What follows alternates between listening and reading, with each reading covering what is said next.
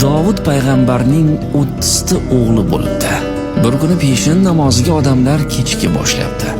Davud payg'ambar orqasiga qarasa, o'ng tomonda 15 ta o'g'li, chap tomonida 15 ta o'g'li o'tiribdi ekan. Shunda sal maqtanchoqlikka bo'y oldirib, o'zimiz ham bir jamoa ekanmiz-ku, elni kutmasdan namozimizni boshlayveramiz. Xudo xohlasa 30 o'g'lim bor. Haq dinni butun elga o'zim yetkazaman degan o'y kelib, namozni boshlab ketibdi. Xudoga Davud payg'ambarning bu ishi yoqmadi.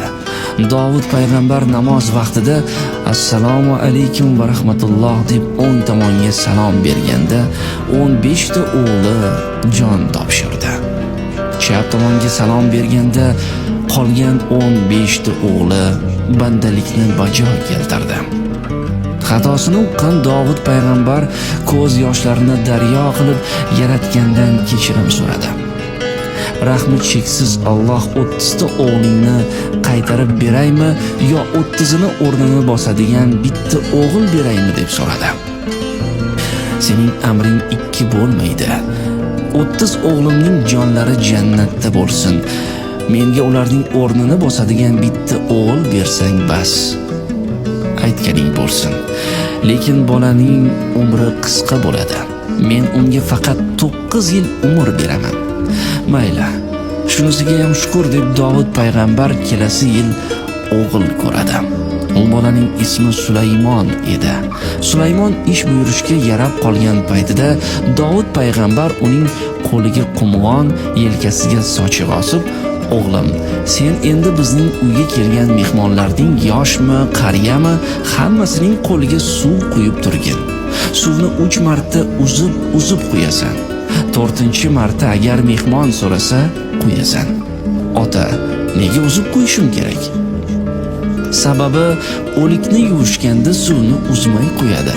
Sen axir suvni tirik odamlarga qo'yasan-da, o'g'lim. Ikkisini farqi bor" deydi. Davud payg'ambarga kelgan yosh qarining hammasi suv quyib turgan Sulaymonga "Yuzga kir, bolam, qo'ling dard ko'rmasin, katta olim bo'lgin, podsho bo'lgin, umring uzoq, rizqing butun bo'lsin" deb rahmatlar aytardi. Bir kuni Sulaymon 9 yoshga to'ldi. U paytda bolasi 9 ga to'lgach, uni bir qizga unashtirib qo'yish lozim edi. Lekin Allohning bolaga faqat 9 yil umr beraman degani Davudning esida edi. Bir kuni Davud payg'ambar saharda Allohni zikr qilib o'tirib, Sulaymonning yoshi 9 dan oshdi. U endi jon taslim qilish kerak edi. Buning tirik qolganining sababini so'radi va agar jonini olmaydigan bo'lsa, bolani unashtirish lozimligini aytdi. Shunda Haq taolo mening ismlarimdan biri Xalqdir. Minglab odamlar sening bolangga uzoq umr tiladi. Men shuncha xalqning duosini qaytara olmayman. Sulaymon uzoq umr ko'radi.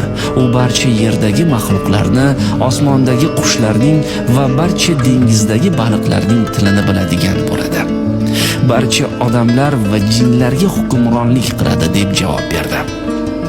Ana shundan boshlab yosh bolalar qariyalarning duosini olsin deb xudoiy marosimlarda, to'ylarda ularga suv quydirib qo'yadigan urf-odat paydo bo'libdi. Shuning uchun azizlar, bu urf-odatlarimizni davom ettiraylik. Kranda suv oqib turibdi, yuvishaveradi, obdastani nima keragi bor demaylik. Bu urf-odatlarimizning fayzi, barakasi boshqa. Albatta, bobolarining qo'liga suv quyib, duosini olib o'sadigan bo'lsa, bolalarimizning umri uzoq va rizqlari butun bo'lishiga ishonchimiz komil.